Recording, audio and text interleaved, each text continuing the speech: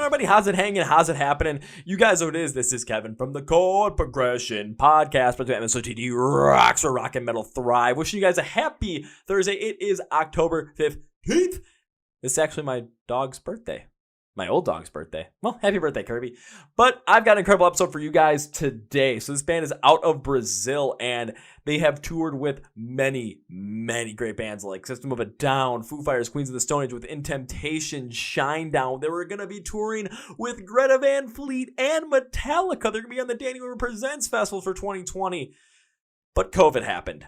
So hopefully this is going to be in 2021. But, I mean, you guys are in for an incredible podcast where not only do we talk about the music, not only do we talk about their history, but man, do we talk about the psychology of music and really get deep with it. I mean, we get so deep with it. It is insane. So if you guys are loving this, let me know because, oh God, I had so much fun on this one. So please welcome from the band Ego Kill Talent, Theo. Are you guys ready?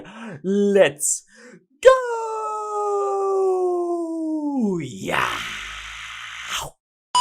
Well, ladies and gentlemen, boys and girls, listeners of the Chord Progression podcast, you guys keep hearing me talk about this guy, Tim, that helped me schedule a band called Kill the Lights. Well, he's found me a good amount of other ones, such as Joyous Wolf, such as Simon McBride, and Saul, and well, we got another great one for you. So coming to you from Brazil with hard rock and heavy metal, please welcome Theo from the band Ego Kill Talent. So Theo, welcome to the Chord Progression podcast.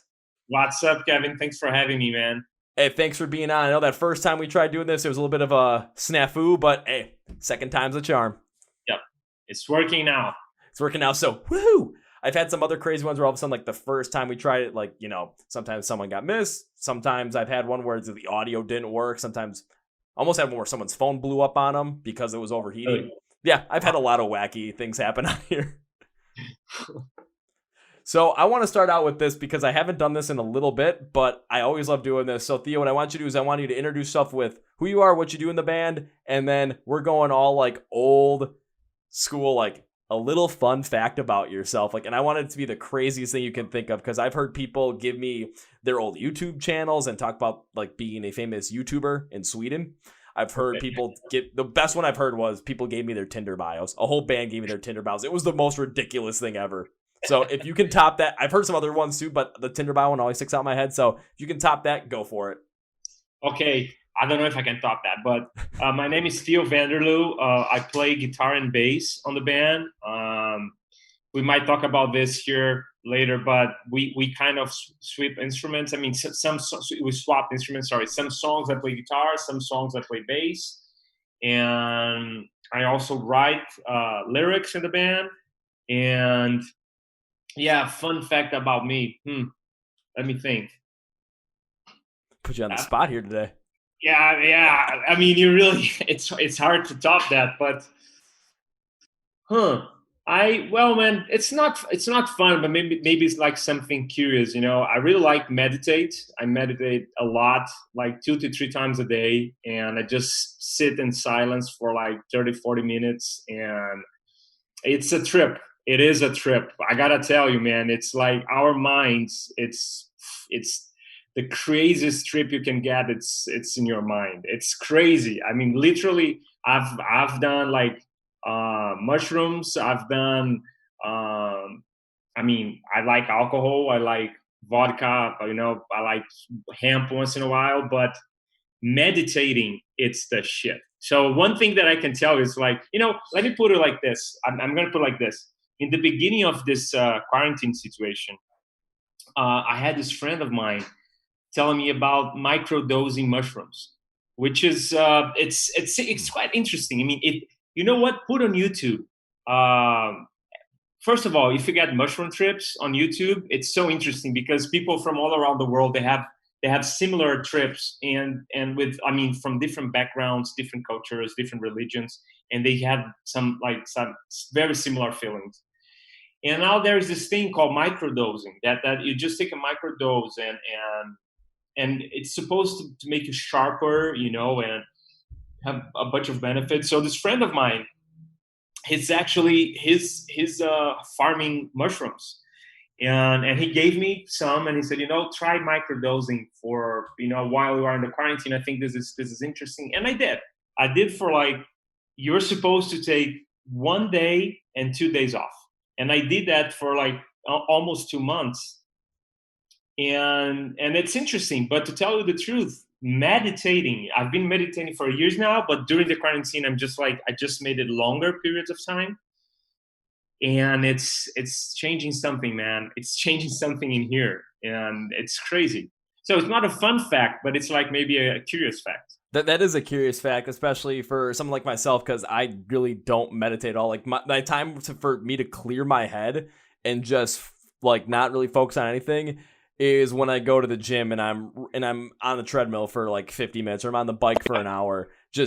But then again, I'm also just blasting music in my ears at the same time too, because it's just so easy to get lost in that as well. So I don't think I get it. I get a little bit of that, but I don't get it nearly as intense as you do. So that is interesting. I might have to try that because I do not meditate at all. Really, Oh like yeah, that. try it. Oh, look, maybe we are alike on that sense, because, for instance, when I'm nervous for anything, and it can be like I might be anxious with something, or I might be pissed off with something. I mean, for me, it's really walking, and or they're my dogs. I told you they might run around, right? That's So okay. yeah, they might just, I have two border collies and one Shih Tzu, and so they might appear at some point. But going back to the exercises, so whenever I have a lot of energy in my body, and it can be like from anxiety or because I'm pissed with something, I mean, walking and running and going to the gym, that really helps me. It feels like there's an energy inside. And I'm a really anxious guy. I mean, my mind is like all the time working. So for me, it feels like when I do exercises, it's a way to put this energy out and not letting come to my mind. So I do that too. What you said, I do the same. I just put music, love going to the gym, and it really helps. But when you're talking about meditation, then it's a deeper thing, man. Because, I mean, for instance, it's not easy, because I think that's pretty crazy. If I say to you, sit in silence for 5 minutes, it's going to be hard. And I think just the fact that it's hard, for when I tell you, just be quiet and chill and in peace for 5 minutes, and that's hard, I feel like there's something there that it's worth exploring. Because why is it hard? It's not supposed to be hard. Just to be with yourself for 5 minutes, and it's like a Pandora box. Once you start going, and I remember when I started meditating, I mean, 5 minutes were like eternity. I was like, I want this to end, because your mind is already on the next thing you got to do. But as you get into the zone, sometimes you just go like, you know what? I'm gonna do an hour now, because I just feel like it. I just want to get to that place where you realize that things are not that important as you think. So it's a trip. It's a trip. And to think about it for other people too is just, so for someone like myself, so if I was going to start meditating and to try and do 5 minutes in complete silence and just focus, just try and meditate, those 5 minutes are going to seem like an eternity, and it's going to be hard just due to the fact that I've never done it before. I'm so used to when nothing else is going around. If I'm just sitting there in complete silence, usually the only thing going on outside of that is like listen to Rise Against or something like that. But Yeah. but to think about it too, it's I go to the gym all the time. I'm running today when we shot this. I woke up early in the morning and I was on the bike for an hour. I rode 22 miles just straight, just. But the fact of the matter is for me, that's not as hard as it used to be due to the fact that I've done it so many times. I've built up to it. So for me to meditate for 5 minutes, it's going to be tough. But it's the same thing, man. It is the same thing. In the beginning, it's harder, but as you push, and it's funny because I think that the reason I start doing this, and look, I've always been a guy who is looking for peace of mind, like always. Since I was a kid, I'm like very curious about many different religions and what's going on here. Why are we here? Who am I really? What's going on in this crazy, physical universe? So I've always been really curious about all this stuff. I always liked science because of that, right? So the reason I started, practicing meditation was because I was curious to try to, is it something that we don't know about? You know, when you look at all those sages and Buddhist monks, and you just know they are in peace, man. And you read some stuff that those like old Chinese monks, they just say a phrase that you go like, holy shit, this blew my mind away. Where did that come from? And then they go like, it came from like my mind that is one with yours. So you just go like, you know, I think my point is it starts out of curiosity mixed with trying to find some peace of mind and balance in life. But you need to have some discipline. Like you said, like first time you ride a bike or you ran on a treadmill, you couldn't really do an hour, and now you can. So it's exactly the same. And it's crazy because we have a resistance. We have a resistance. We are resistant to go to that place. And I don't know why. I have some theories, but the thing is, and that happened to me so many times. Like, let's say I set my alarm in the morning. Whenever I have the first thing I got to do, I just do like the math of, okay, I need to work. I need to wake up like an hour earlier than I'm used to because I want to meditate. Or okay, tomorrow I can sleep 1 hour more because I now I have an easy morning. But I always look to that period in the morning when I'll meditate. Right. I plan my sleeping around it. And it's funny because many times, I would say very often, when I wake up, I'm like, what the fuck am I doing? Why am I doing this? You know, just because I want to meditate, I don't need to do this shit. But I just kind of push myself through it, right? And then I just sit down. The way I do it, I can point to some names like on YouTube that are really good for meditation, like guided meditation. But then I sit down, and when I start, my mind is still like, what am I doing? I should go back to sleep. Or I'm like, should I just go and have a coffee? You know? But I push through it. And man, once you start, it's funny. You're like, why was I so resistant? Because this is being so good to me. And it's just crazy that we do have a part of ourselves that we don't want to be in peace. We want the mass. You know, it's crazy, man, but it's true.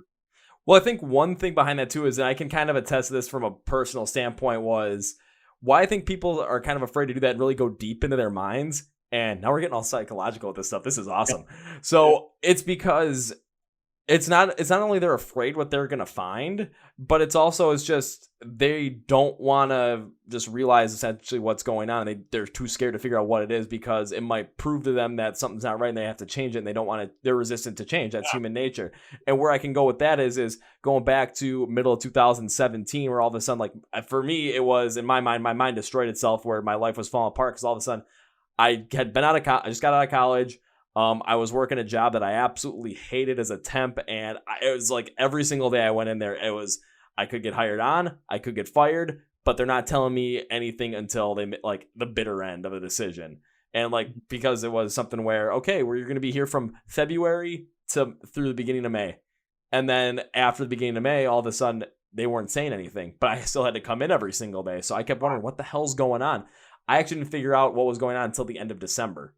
So I went almost a whole year. The girl I've been with, we broke up at like the end of June, and just me realizing everything that happened, just my mind basically destroyed itself, and to the point where things weren't going well. I was depressed. But the biggest thing that was a problem was I even had suicidal tendencies too. But the biggest problem was I wasn't sleeping.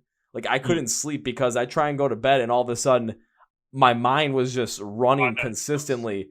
And I was trying, and what really happened to me was I went to a doctor to just see what the hell was going on. Like, hey, is it something that's physical or something that's mental? And it's like, well, it's definitely not physical because physically you're fine. Perfect. Now I know it's mental. And the doctor just threw sleeping pills at me. He's like, here's an antidepressant. Here's a sleep pill. This will make you feel better. I'm like, this isn't going to make me feel better because it's going to change up my brain chemistry completely to the point where I'm not going to basically function like myself anymore. I'm just going to be kind of there. It's like, no, this is going to work. And then my thought process there was I have to figure out what's causing this and how to turn this around. And so not only that, like I don't have to go on these pills, but then I can turn around for myself, and then I'm better off for it in the long run. So figuring out was a lot of the things that I'd been thinking about, a lot of the things I'd experienced in life, I still had connected to these events and to these people. And so there was always like that kind of like trauma for you. Yeah. So it's kind of in a way. So one thing I had to do was, in my mind was, all right, let's find a way to take them back. Let's put that positivity back into it. And the biggest one I had to do first was I had to take my favorite band back, because the girl I met her at a Rise Against concert. So I'm like, okay, I got to find a way to take Rise Against back, because I didn't want to listen to a lot of their music. I didn't want to listen to anything outside of the Wolves album, because it had just come out, so I didn't have any anything negative attached to that yet. So I still had a piece of it. But I was trying to figure out, I got to bring that back so I have positive things. And then, because that was always music that made me feel like myself. What I did was I found they were playing a show, and I went by myself, didn't invite anybody, and none of my friends, nobody. Went all by myself, and I remember they were headlining. They were on one stage, but then right before them on a different stage was Stone Sour, and everyone was overseeing Stone Sour. But I stayed all the way on the other stage so I could get as close as possible to watch Rise Against. That's all I cared about. And all of a sudden, the show gets going, and I'm starting to just forget about everything that was wrong in my life at that point. I was forgetting everything, and I was just enjoying it once again. Then I got thrown to my first mosh pit at that show, and I got leveled, and I mean leveled right away. Afterwards, at that moment, I just thought I took them back. Like the positive thoughts are back for Rise Against. So it's like, I just got to keep doing something like this. I got to keep taking everything back for myself and adding the positivity back to it. As I started doing that, boom, I started sleeping more. I started not caring about that as much. I started thinking about new things. And then all of a sudden I thought, hey, I got to find a way to make sure I do this forever now. Like, always have something positive to go back to. Well, that's really interesting. You know, I study psychology in university.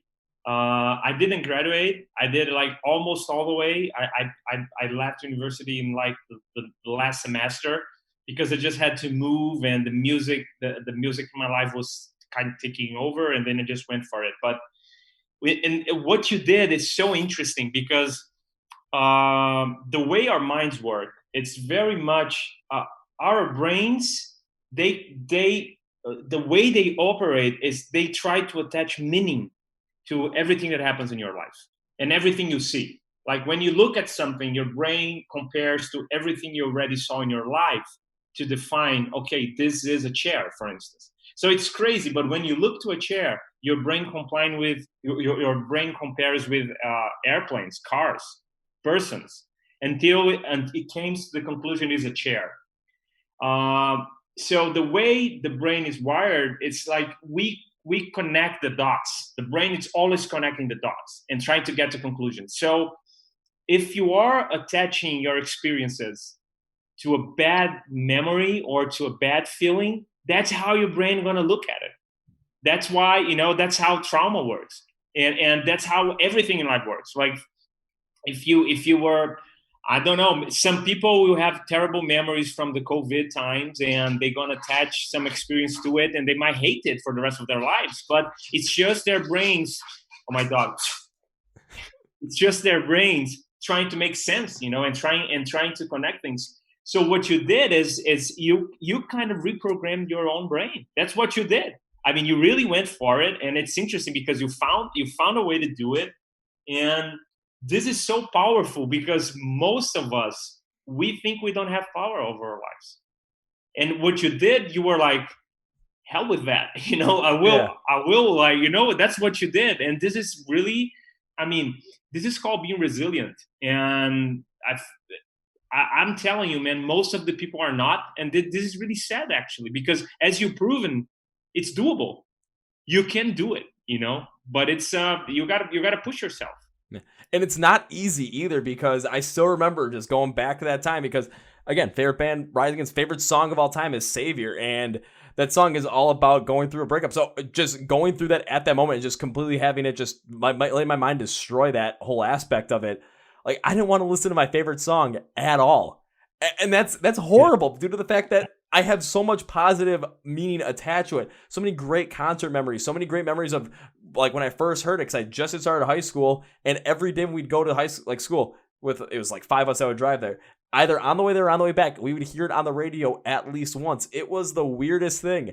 And everyone always wanted like, oh, we have to hear the song again. And I wouldn't let them change it because I just enjoyed the song so much. That just kept snowballing into something where I just cannot stop listening to the band. I love it. And then all of a sudden now I don't want to listen to it due to the fact that I have this negative additive to it, but everything else is positive, but that negative thing is just taking so much more precedent. So I have to get that back because of how much positivity it has meant to me. So now I listen to it and it's just all the positiveness is right back in there. Right. So sometimes those negative things kind of come in? Yeah, but the fact of the matter that I completely reprogram my brain, I take a look at those things in a different light. Like it's not something that's controlling. It's something where I remember what was, but I also remember the process to get from there to where I am now. Mm-hmm. Yeah, that's it. I mean, you did you managed to attach the new meaning to it, and this is really interesting because it makes you realize that you have the power for that, and it's up to you. Because listen, you could also have gone the other way. You could have like, you know what, I won't listen to this song anymore. I'm just gonna keep with that vibe. And if you did that, to this day, you probably would still feel bad anytime you listen to that song. Every single time you listen to that band, you would go to that place, and now it's gone, right? So it's really interesting. But I have a story about because you mentioned Stone Sour. Yeah. So I have a story that relates to it. Going back to because not going back, but going to music, because I haven't speak about the band yet. Yeah, we're about 20 minutes and we haven't spoken about the band yet, but this is what happens. But continue on. I need to hear the story. No, but that's great. That's great. I like that. I just remembered because we were just at the Foo Fighters studio recording our album last year. We recorded the last album at 606, and we were there for almost 2 months on a row, like every single day, and it was amazing. So there was this one song that we felt like it would be cool to start with a drum machine, like from the 90s or the 80s, something like that. And then the producer goes like, Steve Evans, his name, and he goes like, okay, I think we should try to get a drum machine for that song for the beginning. And I mean, at 606 they have everything you can imagine, but they did not have that drum machine that they did have one, but it wasn't the one that he was looking for. And he was like, okay, I have a friend who might have it. And I said, okay, cool. And then he called, we were at the studio there, right? And then he called his friend and he goes like, okay, he's coming tomorrow. And okay, so tomorrow we do that. So we just went to do something else, right, on the song. And then we were working on the song, went to sleep. And then in the following morning, Steve goes like, okay, my friend is coming. He's arriving like an hour with his drum machine. And when his friend arrives, it was Roy Mayorga, the drummer of Stone Sour. No. Yeah, and then he spent the day there with us, and he programmed the drum machine. So he's in the album. He's there, he did that. And it's really funny because Jean, he's one of the drummers in Eagle Q Talent. We have two drummers because, as I told you, we change instruments, so we rotate. So Jean plays drums too, and Jean played on Sepultura which is this big metal Brazilian band. He played in Sepultura for like 7 years, and because the original drummer of Sepultura was Igor, right? So Igor left, and before Jean, who is in Eagle Q Talent now, before he joined Sepultura, Roy Mayorga played in Sepultura he did a couple tours, and then Jean joined, and then Roy joined Stone Sour, and Jean joined Sepultura. And then you fast forward some years, Jean left Sepultura, and he called me, and we started Eagle Q Talent. But it's just crazy, you mentioned Stone Sour, and I remember the story. And Roy he's the best. He's an amazing guy. He's really, really cool. Well, that's what happens when you talk about music too, just because there's so many different just experiences that people have with so many different bands that eventually what's going to happen is you bring up just an experience that you had with a certain band, and someone else is going to have an experience with that band. It could be completely different, but it just is a testament to just how integrated the music community is and just how much it's like a family. Because I've got one for you now, because this is it's just something that happened with this podcast, because there was an episode I did with a band. They're out of California called Amir Hollow, and the episode was like 2 hours, but like halfway through the episode, their producer came in and we talked for this like 20-25 minutes. And it was just like, it went from talking about music to just like the funniest thing I've ever done on a podcast. Because it was just, the most random references, the most like the crazy things we could think of. We talked about introducing an Amish community to music through the Woodstock '99 soundtrack, which was just I found that absolutely hilarious. And we were going through, and we were just going through. It was a great episode. All of a sudden, a couple weeks ago, I released the episode, and all of a sudden, I see the band start putting stuff about it. The members start putting stuff out about it, and all they're doing is talking about the producer. I'm like, okay, that was like the funnest part. That's the part I made about it. And then I seen the hashtag RIP, and I'm thinking, wait, what? So I look, and unfortunately, the producer had passed away a couple days before I released the episode. Oh, really? Yeah, so I'm thinking, and I had no idea. I did not make any mention of it, so I kind of felt like this sucks, but I should have made a mention of it. I was kind of feeling down about it, and it really started hitting me just in a different way. But what I started seeing was, after I looked into it, just how many people around music, especially around that like Los Angeles scene, were just gravitating towards everyone's just gravitating towards this and just really just letting all their emotions out. But all of a sudden, when the band posted the podcast episode, and it was the 1 minute preview video I had and I sent them, was with their producer, just us having a blast. And it was just absolutely hilarious. Yeah. Everyone was just like, where can we find this? Where can we find this? Because this was something they had no idea was coming. Mm-hmm. They had no idea that he recorded a podcast that wasn't released yet and came out just following the whatever happened. Because I don't know what happened, and I didn't ask. Just because I didn't know what, I just didn't want to be like, oh, what happened, just to kind of talk about it. I was like, nah, let's just leave it at that. But people were just like, it's so great we can hear his voice one more time, we can hear his laugh one more time, we can see that energy just one more time with something completely new that we didn't know existed. And like, I was that was really cool, man. It was just cool that I got to actually give that to them, even though we recorded the podcast earlier in September. I released it like middle or late September, and it was the plan to release it at that time. I didn't change up anything. It just kind of happened that way. But it was just something I could give to people, especially everyone in that kind of realm, in that music community in LA, where it's just everyone knew this guy.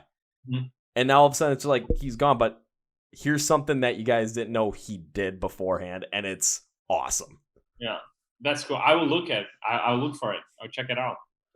Yeah, because his name was Gus. I can't remember what his last name was, but the guy that the band, they sent me a picture on the Viper Room Club in LA. They had on the marquee. Oh. It was like I think it was Rest in Peace Gus. I can't remember his last name, but I just saw that. I'm like, when I saw that, it was just, that was another level to just how influential this guy was to so many people. Yeah, how many people like him. Yeah, and but the reason I bring that up is just because of how connected everyone is in the music scene, and how it's like everyone always, it's like if someone treats you well, people are going to know about it. And if someone is a really good person, the word's going to spread like wildfire. Yeah, this is in life. That's something to carry with you in life. I mean, everything is connected, and yeah, you get what you give, man. That's really true. I really believe in that. Oh yeah. So how about we actually jump onto the music at this point, because we're about like almost a half hour in, and I haven't even mentioned the fact that you guys make some kick-ass music. So let's put it out that way. You guys make some kick-ass music. That's a good way to put it. Thank you. So what do you got, basically kind of to the point where what else all happened? Because you guys, it seems like when I look through the history, you guys started this band relatively recently in terms of scope of overall timeline. Yeah, well, as I was telling you, Jean used to play drums in Sepultura, and then he left the band. He played in Sepultura for 7 years, and I already knew Sepultura. I knew the Sepultura guys because I used to have another band, and we supported Sepultura in a few shows in Europe and also in Brazil. And then when he left, we had some friends in common, and I was living in São Paulo, but I'm from Rio, and Jean was also living in São Paulo, but he's from Belo Horizonte, which is in another state here in Brazil. So he called me, and we had this thing in common that none of us were from São Paulo, but we were both living in São Paulo, right? So he called me, and he was like, "Yeah, man, you want to grab a coffee, And then we went for a coffee, and he was like, "Yeah, man, I'm leaving Sepultura. I'm not sure if I'm going back to my hometown or if I'm going to stay here. I might start a studio." And he was like, "Well, what are you up to?" And I was like, "Man, I was at that point, I was kind of in the show business. I was a festival promoter, promoting music festivals, and I really wasn't happy doing that. I mean, it was like too much stress, and what I really love doing is playing music, and I wasn't doing that at all for like 5 years. So I told him that. I was like, man, I haven't played touched my guitar in like 5 years. And he's like, are you crazy, man? Let's just jam. So like I think literally like in the next 4 days or something, we just went for jamming, and we kind of liked what we were writing, like just like not really even like really writing. We're just like jamming, and the vibe of what was coming, we were liking. And then we invited a friend to play guitar and another one to play bass. And then we just started to develop the ideas.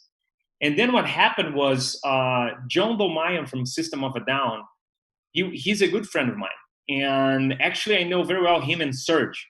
And because when I used to be a festival promoter, I never had System of a Down playing in any of my festivals, but I knew their manager quite well. So I remember actually I remember System of a Down came to play with for Rock and Rio, and back when they came, I was my festival was competing against Rock and Rio. So it Okay. was an interesting situation because System of a Down came to play on my like biggest competitor, but I connected to them and we became really, really friends. To this day, I speak with Serge and John like I don't know every 2 weeks or something. So like we became real friends. So and this we are talking. I mean, I met them back in 2016 or 15, something like that. So anyway, so we were jamming, and then John from System, he came to Brazil to I think he had some holiday in the U.S. and he had nothing to do there, and I was like, come here, we can go to a nice beach, and hang, or something. I mean, he just came for a hangout, really. So he came and I picked him in his hotel. He was staying in a hotel like near my dad's house, actually. So it was like, I got news for you. And he was like, what? I said, I have a band. He said, really? Do you have a band? He didn't even know I played guitar. I said, yes, I have a band, and we are heading to a studio. I'm going to show you. And he was a little freaked out because he was like, man, if this is shit, I will tell you right in front of your friends. I was like, I don't care. Just give me what you really think about it, right? So we came to the studio and everything was already set up. So we played for him like 3 songs, and John was like, man, I think you got something good here. And I was like, I know John. John, he doesn't kiss ass, man. He's like, if it was bad, he was go, I think this is shit, and that's it. So when he goes and he say, I think you have good music here. I think you guys, you should move forward. We didn't have a singer at that moment, and he was like, I think you should take this seriously. I think you guys are doing some good music. And that for us was a big injection of excitement, because we're like, okay, I mean, System of a Down is a festival headliner anywhere in the planet. They are a huge band anywhere you go. So we were like, okay, so if someone from such a big band, if he's saying that what we are doing makes sense, and it's not, because at that point we were like, okay, are we doing good music, or are we just in love with what we are doing? I mean, at some point you gotta be, like really realistic. Is this good? And I remember we hadn't showed to anyone else. I think he was the first one to listen to it. And then we felt like, okay, so it's not just, we are not tripping. This is good.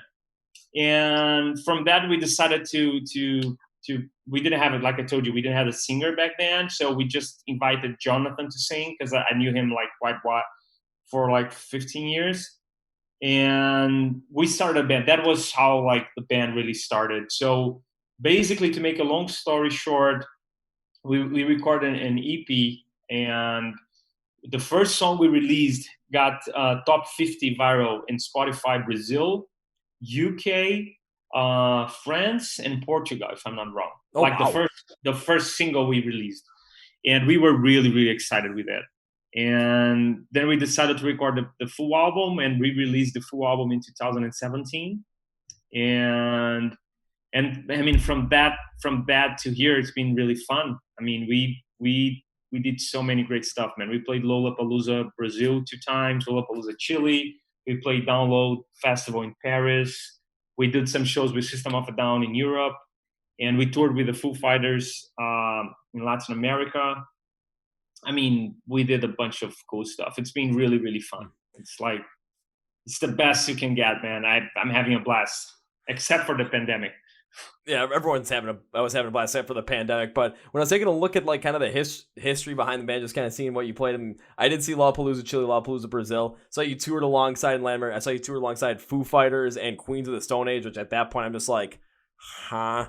Yeah. I saw you with Europe with System of a Down. I believe I saw Shine Down in there as well, which of course I'm just thinking like, you got to be kidding me. I saw you guys played Rock and Ring, Rock and Park, Download Fest, tour Europe with Within Temptation. I'm just like, and how? Like this is, and it seemed like it was all like within like the span of like a year or two. I'm just like, that is absolutely insane. It is, man. We did all that in like in a window of 2 years or something. It was insane. It was like, and it's crazy because it was a moment in my life that I was like, yeah, I tried being a musician. It didn't work for me, and I was fine with it. And then we started this new band and just start jamming and writing songs, and things start happening. And if you ask me, how did that happen? I'm almost like, I don't know, man. We just did music. We just did the music we like, and things start to flow, and we just go with the flow. We really just go with the flow, And it's the best feeling in the world. And as I was telling you, we were supposed to tour with Metallica this year. Actually, was Metallica and Greta Van Fleet, 5 stadiums in South America, and then that got canceled because of COVID. Fucking COVID screwed up everything, man. Man, it's fucking. I can't wait for this to go away, man. Yeah, because I remember you mentioned earlier, but I'm not thinking about it. I do remember seeing you on the posters for like the Danny Wimmer Presents Festivals here. So it's like we're talking Aftershock, Louder Than Life, Welcome to Rockville, Sonic Temple, and then Epicenter. We were playing all that. We were supposed to play all that, and got pushed.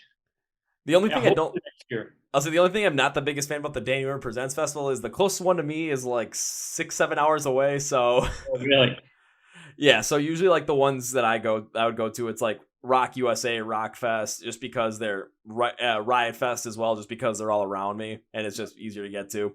But that's just me. I want to go to Sonic or Louder Than Life just because that's the biggest one out of all of them, and it just always has the best lineup. It seems like the most fun. I was gonna see if I could make it this year if I didn't go over to Europe because I want to go over around this time. But still, man, like just being on all those different festivals. Not that, but just like touring with different bands that you had toured. Like you're gonna tour with Greta Van Fleet and Metallica. Was that around Latin America? Yeah, it was supposed to be in March in Latin America, and then it got pushed for December. But I'm sure they're gonna move again. They haven't moved it yet, but they will, I'm sure. Yeah, and then you say you potentially also had dates with System of a Down, and now I know why. And now I know why you would have dates with System of a Down because of how close you got with the guys. Yeah, and they are really cool. Since the beginning, they were supporting us and embracing John. We recorded a song with John. And at 606, and he was like really important in the conception of the band because he was like really pushing, and he was like, I don't care, man, just go for it, believe in it, and do it, and Serge the same. Serge since the beginning was like really loving towards everything we do and supportive. So yeah, we were supposed to do 5 arenas with them in Europe. I think it was Holland. I think there was Russia. There was, Spain, Berlin. It was, sucks. It sucks, but hopefully once 2021 comes around, it's just like everything just gets pushed back 1 year, so you get to do all that stuff next year. That's what the real hope is. But one thing I have to say about this is, again, taking a look at the bands that you toured with Foo Fighters, Queens of the Stone Age, you've done dates with Sit Down, done dates with Shine Down, done dates with Within Temptation, and then supposed to do dates with Metallica and then System of a Down again. Just taking a look at this is, even if for people who haven't heard your music yet, just to take a look at the bands that have had you on tour with them, and then because that also basically like giving you their seal of approval, and then also with System of a Down explicitly giving you their seal of approval, working with Serge, working with John. That says enough in itself that if people haven't checked out Ego Kill Talent yet, they have to. Thank you, man. Yeah, do it, guys. Check it out. And we are happy, man. We are on the US rock radio charts for 5 weeks now, and which is crazy for us because we've never played the US. We've never toured the US. all those tours you were mentioning, they were either in Latin America or in Europe. So we never played the US, and just the fact that we are in the charts, we are really happy with it, and we can't wait for this pandemic to go away so we can finally go and tour there, man. Yeah. And like you mentioned, Shinedown, they were the best with us, man. We toured with them in Europe. I think we did like 9 or 10 shows together, and they were super cool to us. Everyone in the band, they were just the best. And we were looking for doing shows with them in the US as well, but yeah, maybe in 2021 or 2022. Let's see.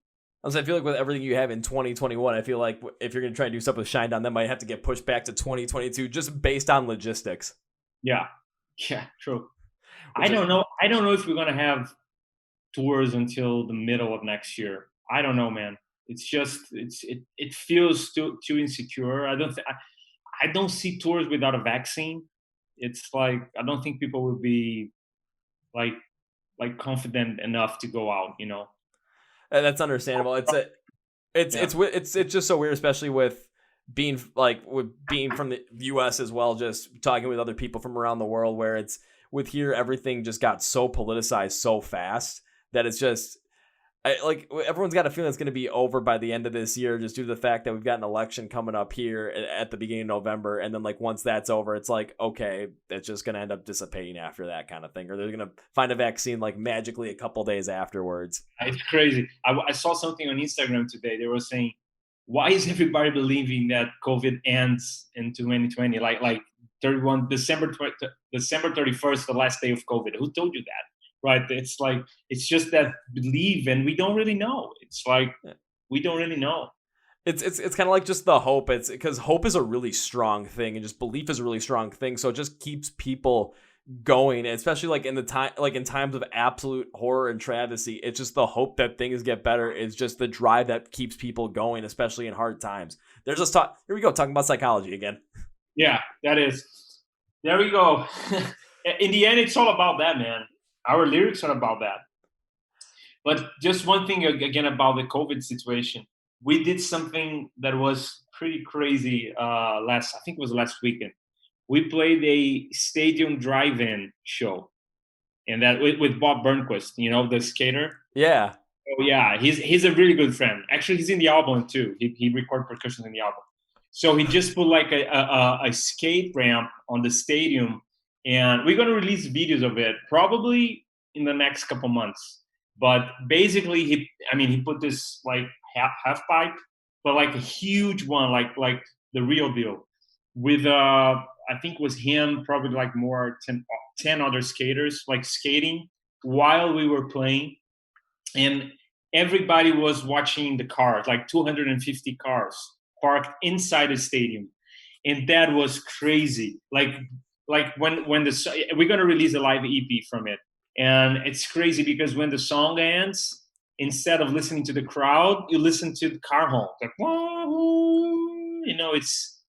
it was really fun, especially because last time we played live was in September last year at Rock in Rio, so it was a little light, in the middle of all this darkness that is going on in the COVID situation. But yeah, that was crazy. We're gonna put out some really good material from it. I really hope to see that. But one thing I've been seeing a lot of is just when it comes to bands trying to figure out how to play live again and just play in front of people.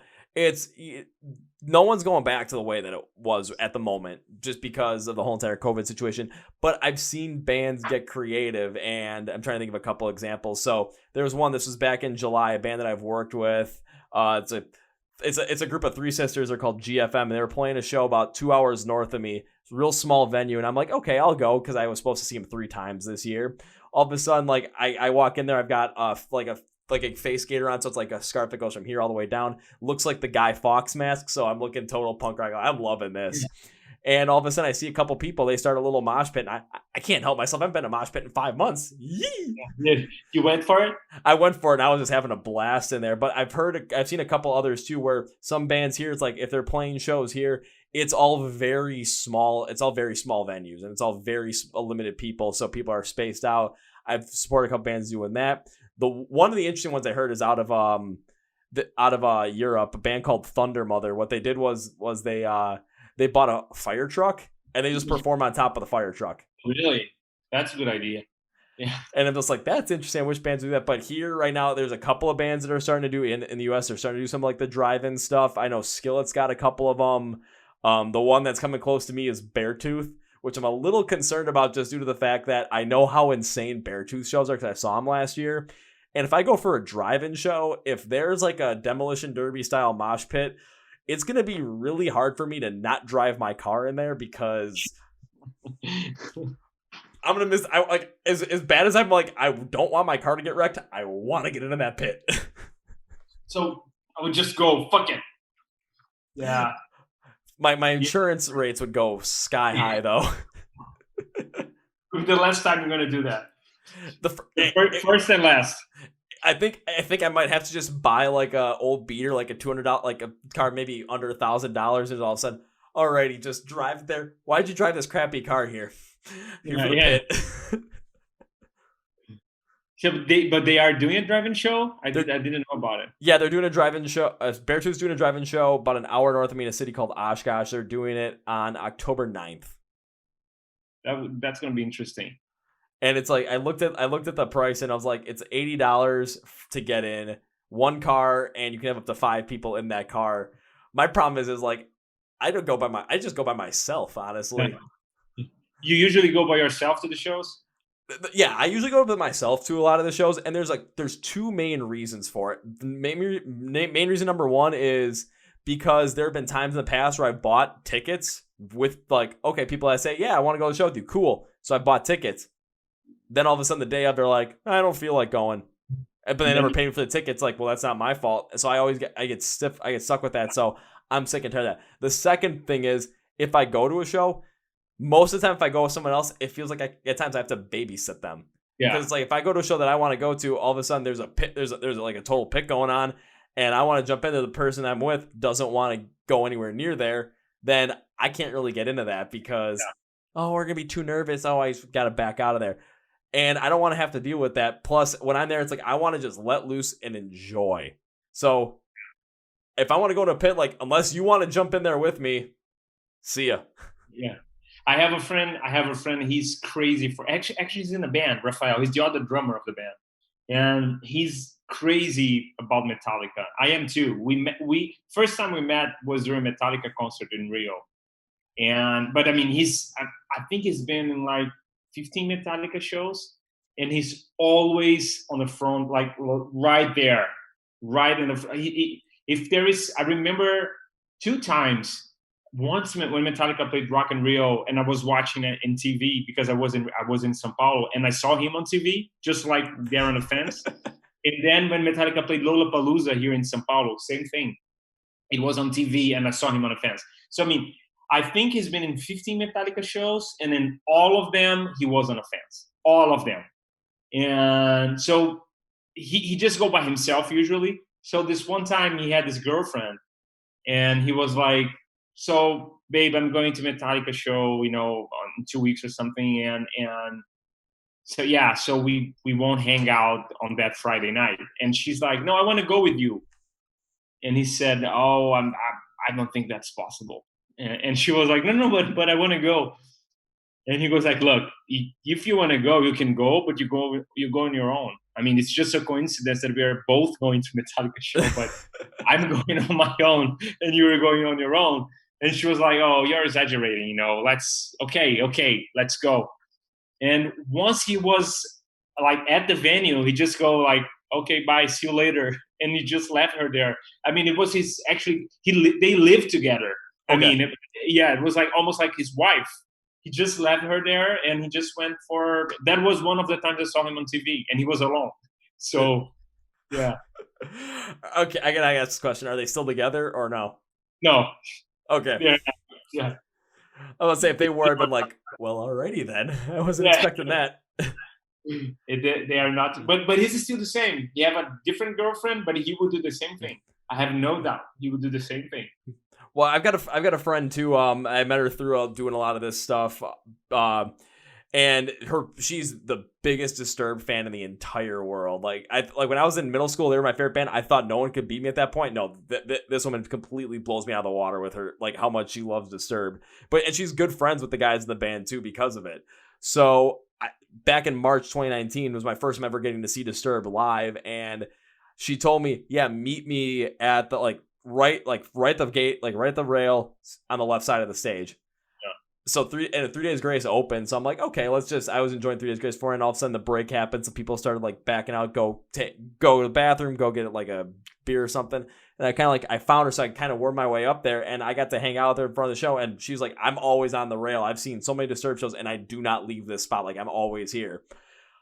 Go to October of last year, they were playing their last show of the year here in Milwaukee, so I'm like, okay, I'm going. I asked her if she was going to be at the show, just by sheer happenstance. She's like, yeah, I got invited to the show the week before, or the couple days beforehand, so I'll drive to Milwaukee and go see that one with my friend. Okay, cool. All of a sudden, because I had tickets to be on the floor, so I walk in there. All of a sudden, where is she? She's already there, and she's already set up in her spot, ready to go. And she's like, yeah, I've got a spot for you. And she's like, kind of like spread out a little bit. She's like, yeah, I'm holding it. And where was this spot exactly? This was so if there's an arena show. It was right up front, so there's the stage, there's a little space in between where the security guards would be, the rail, and then there's me. So where they had the stage up, we were just on the left side, so right where John Moyer, their bassist, would be. Okay. And it's kind of funny, if you ever get a chance, watch the live video they did for their song Hold On to Memories. If you look at the 2-minute 37-second marker, you'll see the crowd just really getting into it, and you'll see this woman getting very emotional during the song. It's her. And that's her. Then if you look to the right side of the screen, you're going to see half of somebody's face smiling, looking like a total dumbass. That's me. That's you. I will look for it. So what is the show again? Let me write it down. Yeah, just honestly, all I have to do is just look up Disturbed, Hold On to Memories. And if you see their music video for it that has a bunch of live shows in there, you'll find it. Because it's a part of that whole music video. I'm going to write this down. It is. We played with them here in São Paulo. You played with Disturbed? Yeah, it was a music festival, and it was pretty cool. I saw it from stage. Really? Yeah. Did they have the whole entire thing with inside the fire when the solo hits? There's just a bunch of fire going everywhere. They had half of it because I might be wrong, but I think it was their first time in Brazil. Okay. So they did not come with a full production.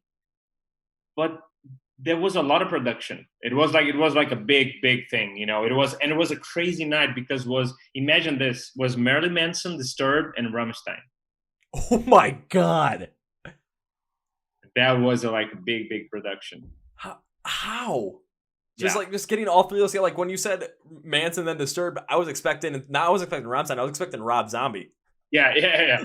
Rammstein. Their production is crazy, man. Their production is. Have you seen their last tour? The last tour they did before the pandemic and everything? No, the reason I did was because they were supposed to come to the U.S. this year, and I was going to see them in early September because they were going to play in Chicago for the first time in 20 years. Because the last time they were there, they said they couldn't use all their pyro, all their production because it's too dangerous, and they did it anyway. And then basically Chicago was like, we don't want you coming back here. But then because it's Rammstein, it's well, you kind of have to have them back because you know how much money that's going to bring in. but put on YouTube, I think it was last year or the year before. But I mean, the last Rammstein tour, it's unbelievable. Put the Berlin show. Check that out. It's insane. It's like a movie. It's crazy.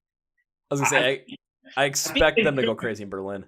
Yeah. Oh, yeah. And I think they spend almost all the money they make on production. I really think so. Because it's fucking expensive to do this shit, man.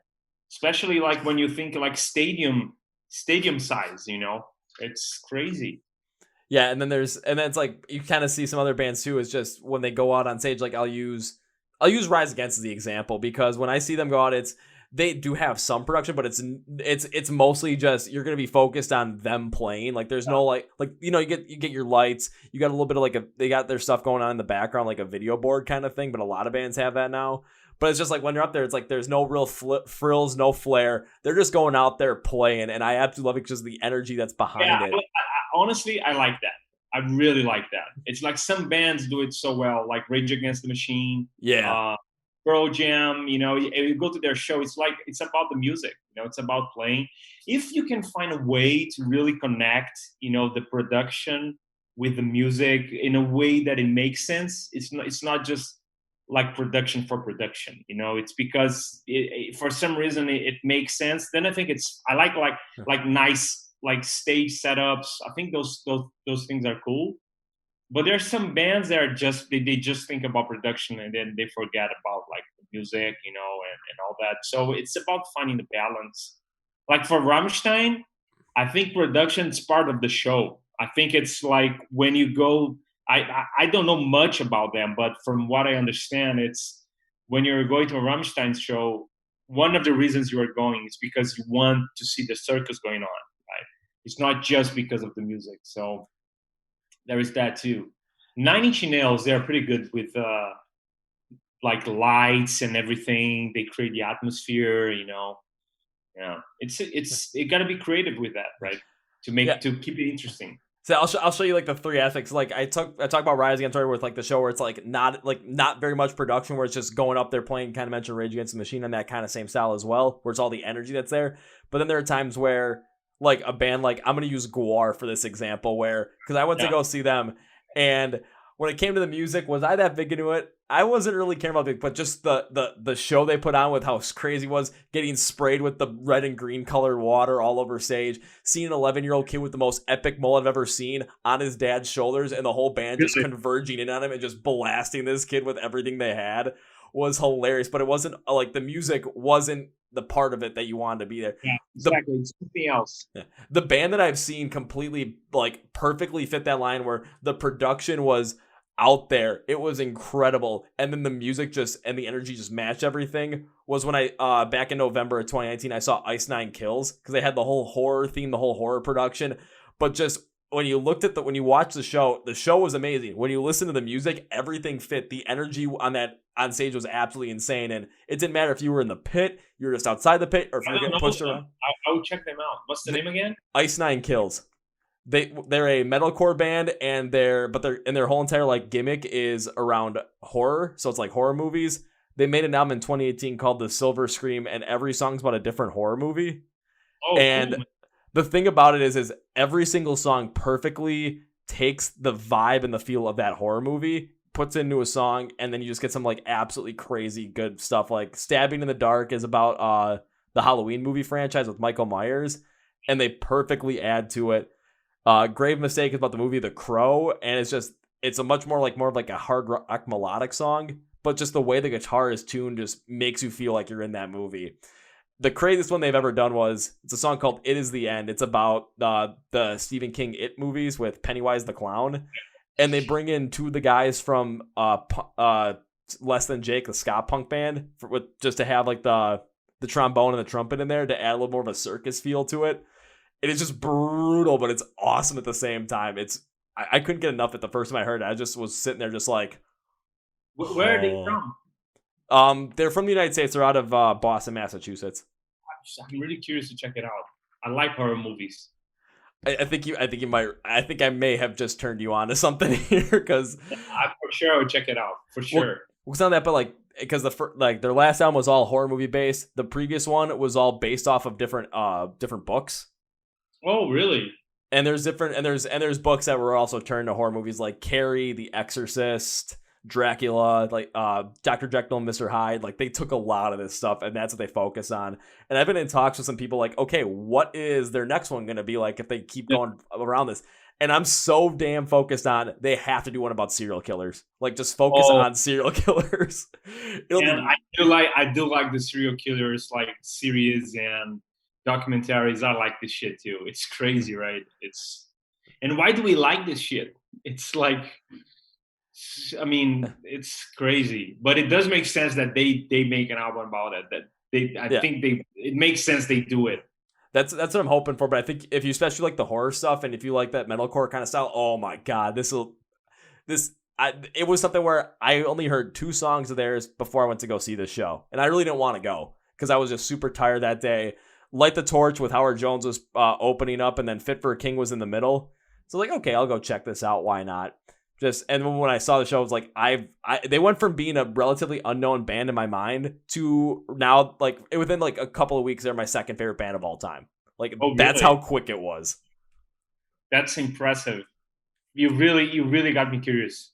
Oh yeah. So make sure Ice Nine Kills, and what if you ever, because a couple of times on the podcast I'll wear some of their shirts, and one thing they did was they were gonna play at a venue just outside of Disney World, but Disney owns it, and they banned them from playing because of all the violent imagery they use, especially because it's all horror based. So what they ended up doing was they ended up creating like a whole line of merch where they turned the Disney characters into like in a horror movie character. So like Mickey looked like Freddy Krueger, Goofy looked like Leatherface from Texas Chainsaw Massacre. But can they do that in Brazil? They would get sued for sure. You can't do that. They thought they were like they should have gotten sued, but Disney never did. Really? Yeah, Disney's lawyers, like Disney, they're huge. They would easily find this out. All that they knew that happened was people would go to Disney World wearing those shirts, and the characters would not take photos with them. That was the only thing. And they still have this merch selling, or are they? It was a limited time thing, and then they did it again in June of this year, and they had 2 major pieces. 3 pieces. One was like a tie-dye shirt with an evil Mickey. No, like 4. It was tie-dye shirt with evil Mickey, Minnie Mouse from as Carrie after the blood gets dropped on her. They had one. It was one from The Shining with Donald Duck as Jack Torrance running around with an axe, and I got that shirt. Then there was another one with it looked like Michael Myers was trick-or-treating, and he was wearing Mickey ears.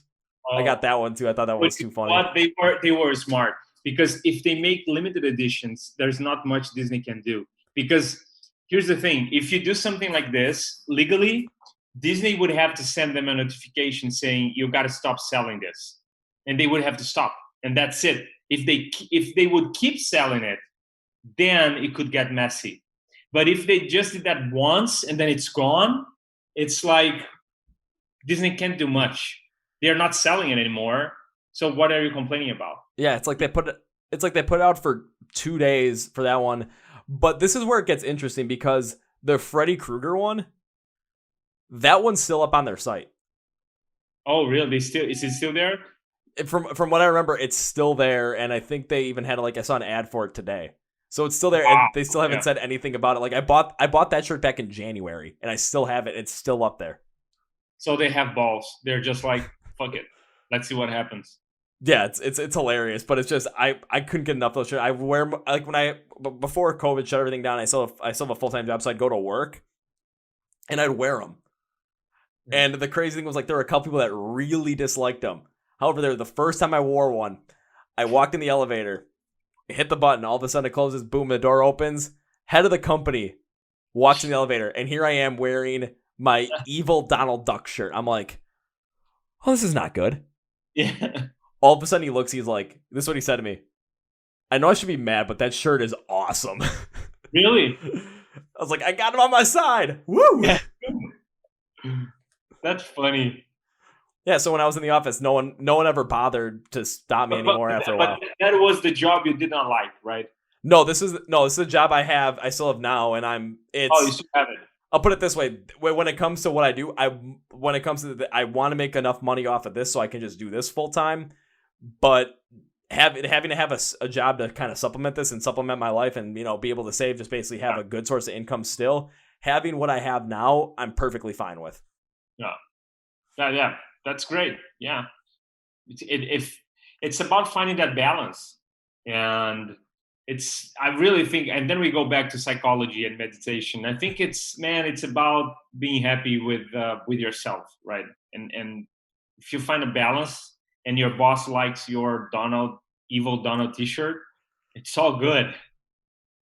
Yeah, when it comes to my boss, the guy that's actually my boss, not the head of the company, but my actual boss and the team I work on, everyone kind of already assumed I'm just like the crazy weird guy, but it's like crazy weird guy you want to hang out with and talk to because it's just like he knows how to function in a society, but just some of the stuff that he does is just not necessarily what you'd expect. It's like, oh yeah, because but isn't it this the best to be? That's the best you can be. I mean, why would you just be like one more, right?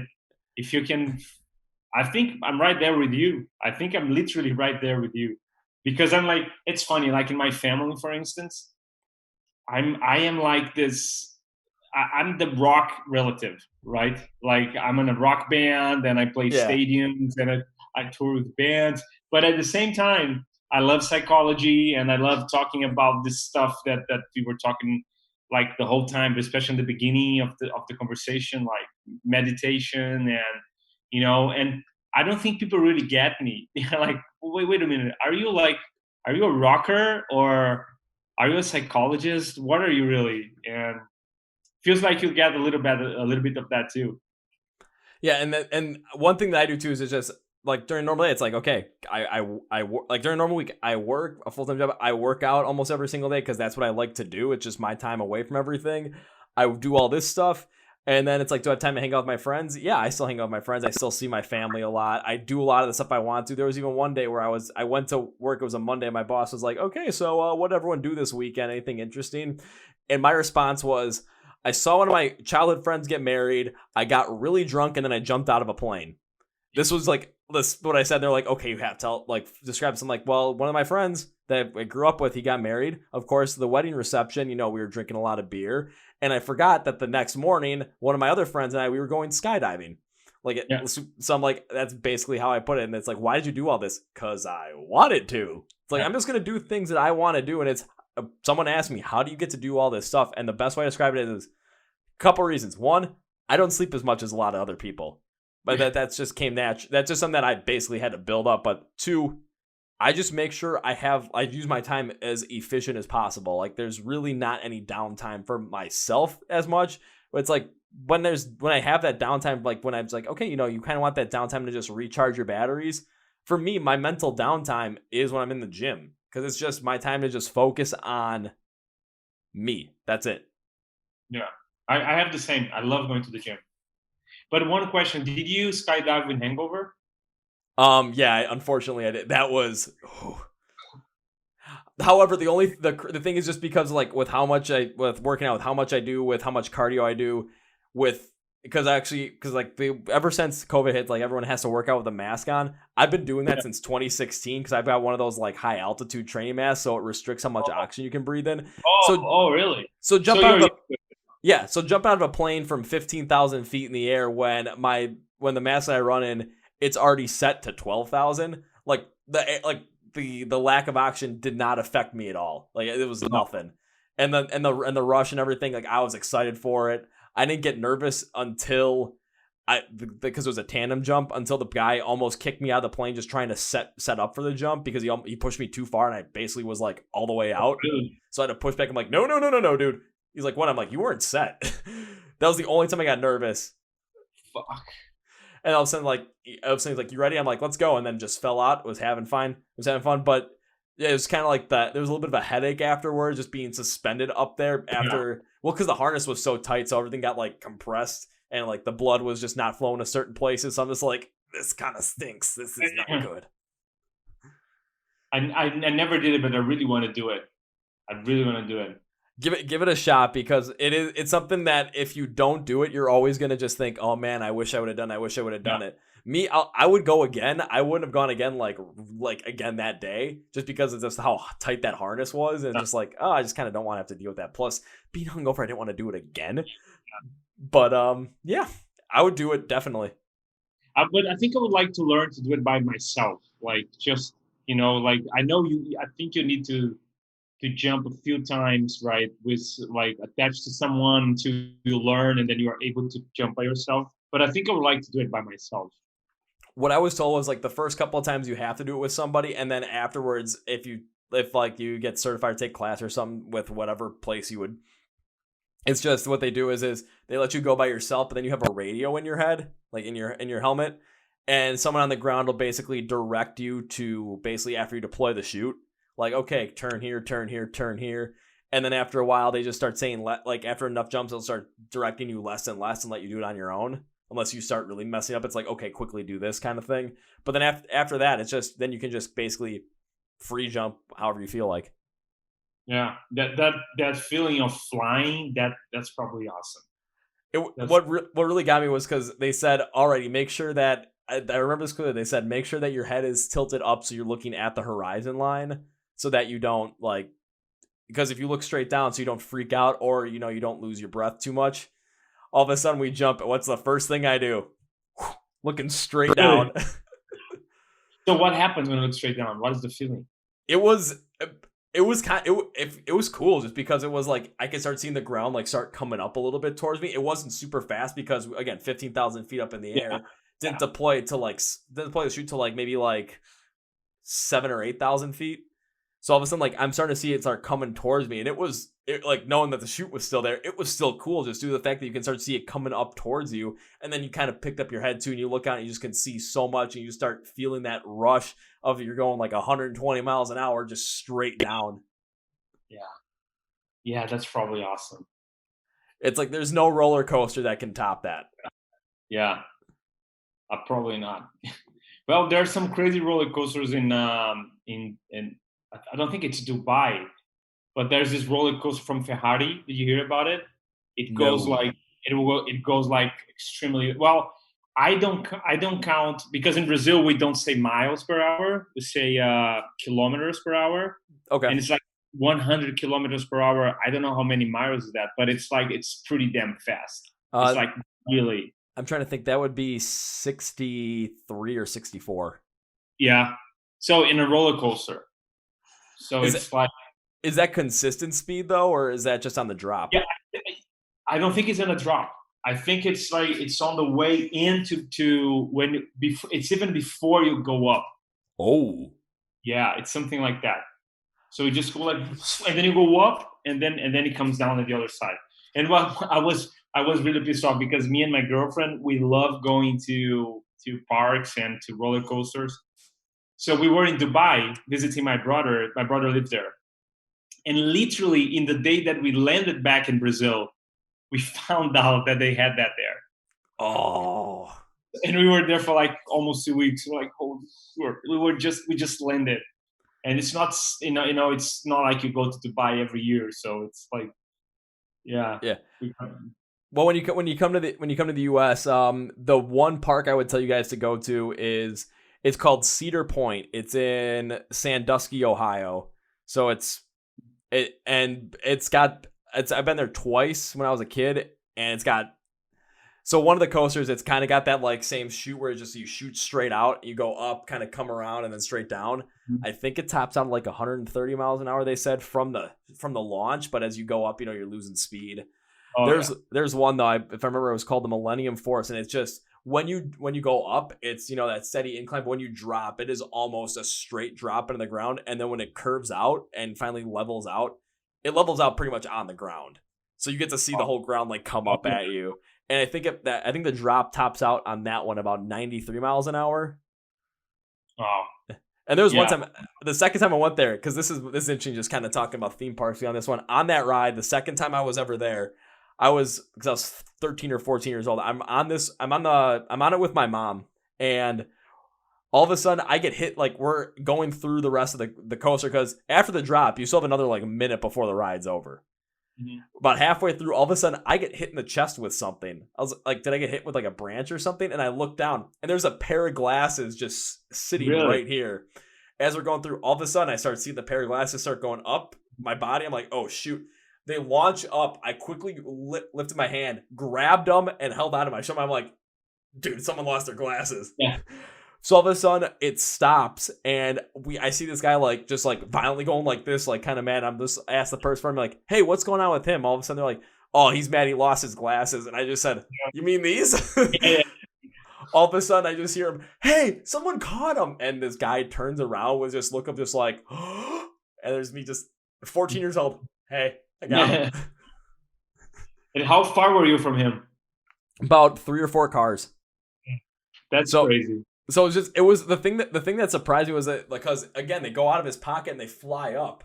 Yeah. So when they had to hit me, we had to be going on some sort of a incline for Yeah. me to actually grab them.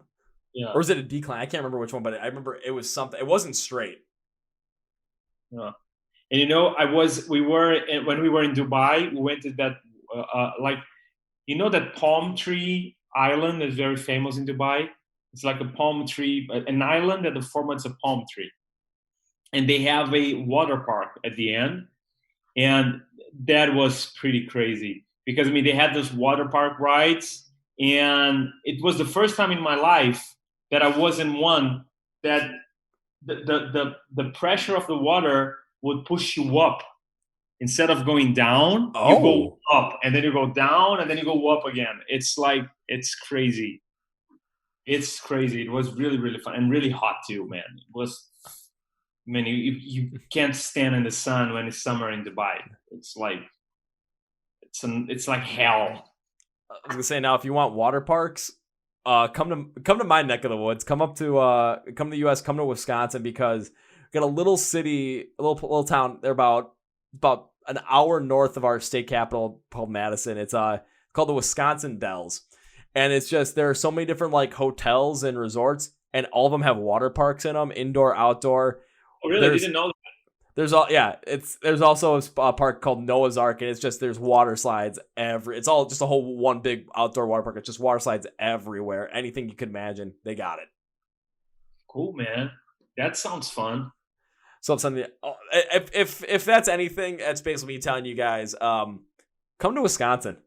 Yeah, And yeah. I really like. Isn't that show? Hang on. You gotta forgive me. I'm Brazilian, man.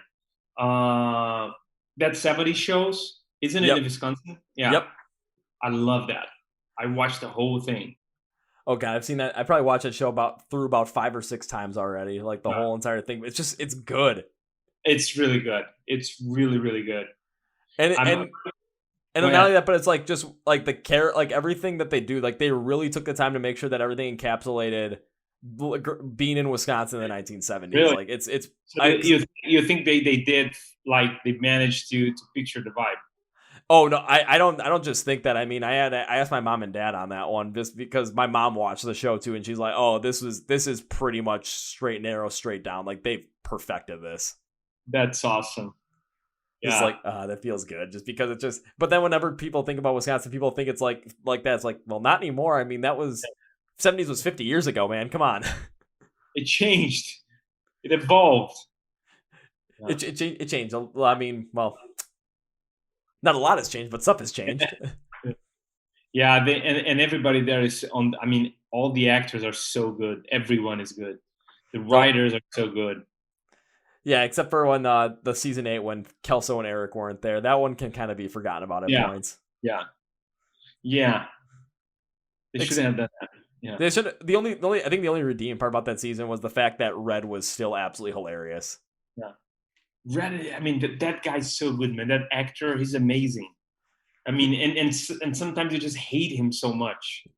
Just like But it's like when you hate him, you hate him just because it's you just hate him because it's like you could imagine like having a relative like that and just knowing what yeah, it was like to have it. However, when you don't think about that, it's when he does his like crazy stuff, you just think it's hilarious. yeah, yeah. Now you said something. Maybe we hate him because we know someone that is like him. Right. It's like it remembers you of someone in your family, maybe. Yeah, but it's just when if you take that out there completely, again, like going back to what we started about at the beginning with the whole psychology thing, if you take that like negative, potentially like negative connotation and negative feeling towards that out, you're gonna think it's one of the best characters of all time Yeah, because he's just talking about putting foots in asses. yeah, that's true. That's true. Actually, funny. Did you watch Breaking Bad? Oh no, I didn't. My brother kept pushing me to watch it. I You just gotta never. watch that because I was gonna say I watched it twice. I watched it once on my own, and then when the pandemic started, my girlfriend hadn't watched. And I was like, "Let's just watch it." And then I watched the whole thing again. And what you said, I don't want to give you any spoilers, but what you said happened to me. Like one character that I really liked on the first time I saw it, I didn't like it at all. And another, I don't want to say names because I know, but another character that I did not really like on the first time, in the first time I saw it, now I really liked it. So it's like it's all about perspectives, man. It really is. It really is, and that's comes and looping it around back to music, which it seems like we take forever to it during this episode, Yeah. but I don't mind because we're having an incredible conversation. But looping it back to music, where it's again, it's just there's some times where, and I talked about this on the previous one I did that I recorded today, where it's people listen to stuff like, especially like on the surface, it's especially with streaming, it's like, okay, I'm listening to something, and if I don't like it in the first 10 seconds, I'm going to skip it and just maybe forget about it because it didn't hit me right away. You're looking at everything on the surface, but if you listen to it you can listen to it in so many different ways. It'll give you so many different perspectives. Because for me, I could listen to something and just take it at face value, whatever it is. And if it's just a song that doesn't necessarily connect to me right away, I could just pass on it forever and that's it.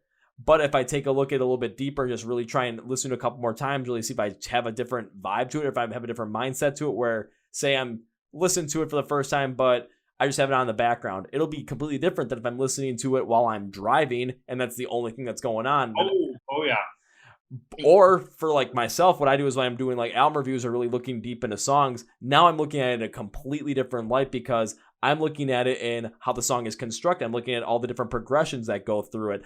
I'm looking at how the vocal patterns really work. I'm looking like if a vocal pattern's like much more melodic versus a really fast backing instrumental, how that works out with each other, how the different compare and contrast work out with each other, and then how the meaning also relates to the whole mood of the song. And if I think that whatever the meaning is and how that feeling of the song is really connects with it. And that also is on a more personal level too, because everyone's gone through different things in life. So something that someone else has gone through, it might be the exact same kind of, when you describe it, might be the exact same kind of thing, but how they felt about it and how I felt about it could be two completely different things. So the song could be good, but I just don't connect with it as well due to the fact that I just don't think the sound necessarily mixes with what I felt, where a different song could have a completely same meaning, different feel, and I could connect to that more. Yeah. But and it's also, you said something that is interesting. Depending on your mood when you listen to, I think here's the thing. I think that when you listen to a song that you don't know, or like a band you never heard of, the state you are in, it really affects how you like it. I think it really, really does. Like, I mean, let's say if maybe if you listen to a song like from a band that you never heard of, and you are in a bad day, maybe nothing would make you like it, right? And maybe if it was like the same song, same band, and someone comes to you and say, "Bro, listen to this song. It's fucking amazing. This band is great," and then you listen to it. Just it affects you, man. It really, and that's a tricky thing, and that's why they say that usually. I don't know if you heard of this, but they say it usually takes like 3 times for you to really get a song, for you to really understand what it's about. Because like the first time you listen to it, you have all your preconceived ideas and conceptions of how a song should be, especially when it's a band that is bringing something different. And so the first time it's more about like, you don't really want to like it because you already have the band you like. So it's kind of a breaking the ice. And then on the second time, you're a little bit more open to it. And then on the third time, it's when you really try to understand what's happening. Like, look, I mean, you and me, we work with music, so probably we are different. But they did that research, and I mean, it was in a university in the U.S. I don't remember where. I know that what's the name of that big producer with the beard? That big like music producer. Oh shit! I'm blanking on his name. But I mean, he was involved on that, and it was like it takes 3 times for you to really get in touch with what the song is about. Usually, I forgot his name. Rick Rubin. Okay, yeah. I mean, there are times where all of a sudden, like you listen to a song the first time through and you understand it, but I can see where it comes to that 3 times through due to the fact that I think a perfect example for that is I'll take a look at a song. I'll take a look at Skillet, for example, because when I first really started listening to him, I was just ending college, and I kind of was like, okay, I get it. I'm not the biggest thing in the whole entire like the whole Christian music thing, even though. And I see him completely different now, where it's like they talk about a lot of that. They bring a lot of stuff, but it's a little bit more abstract. So you're able to connect it to more things without bringing that in there, which is something I like. But there was a song that they made where I listened to it. The one time I listened to it, when I started listening to it, it was just a good like workout song, and that's why I liked it because it just really pumped me up for that. But then as time went on, I stopped listening to it. But then when I went through 2017, how bad it was, and trying just to find and music helping me get through that, that same song just took on a whole different meaning, and it's based off of what, instead of listening to how the song just sounded with the instrumentals and how everything progressed, taking a real look at how the words and how the lyrics and how the meaning of the song really connected with it. And oh my god, it went from being a song that I listened to in the gym to one of my favorite songs of all time because of that. Yeah. And then That's really true, man. Like on Spotify, I listen to Spotify a lot. I mostly listen to songs on Spotify nowadays. So it's like sometimes I'm just like going through a playlist of like that I put together myself. And let's say I'm cooking. I like to cook. So let's say I'm cooking or I'm doing something, and then the playlist is over, and then Spotify just start like suggesting songs. And it happened more than once that I listen to the song and I'm like, I want to add to my playlist, and then just keep listening to it. And then it happens again, and then that same song comes back, and I'm like, yeah, that song is kind of good. And nowadays I like the artist a lot. So it's crazy. It's crazy because it is like, and also I think that this kind of stuff only happens when the artists have depth, right? When it's like it's deeper than just you. How can you put that? Because you have bands and artists and singers and DJs and whatever that I don't know how deep they go into like into themselves when they write songs, right? I mean, maybe they're just like, okay, I need to put out a song. They just write whatever works and they put it out. And some make like really big. I mean, some make like top 10. But I think there are bands and artists that they're like they go deep into themselves, man, when they're writing. And when it's like that, you as you listen to it more and more, you connect to it more and more. I think there's a truthiness to it, you know. There's this truth aspect to writing music that I think makes all the difference in the world to really engage you, you know. yeah, I can easily attest to that too because I did a podcast recently with James Clark of Kill the Lights. And we were talking about their initial album, The Sinner, because that's Moose Thomas, former the founding drummer of Both for My Valentine. That's his new band. So I was talking with James Clark about it and about and I'm like, I like the album, but I'm trying to figure out why I connected with it so much. Because there's like, I'm trying to figure out exactly why. And as I was talking with him, he was telling me how he wrote a lot of the songs about the mental health problems that he had and dealing with all this stuff and how he felt about it. So it just really, we talked about it. We got a little bit deeper into it. I didn't get too deep into it because he said there was a video where he basically shot it and it was him describing every single song and what it meant and why he wrote it to his wife. So him actually having to tell the person he cares about the most in the world about a lot of this stuff, he's like, it was hard.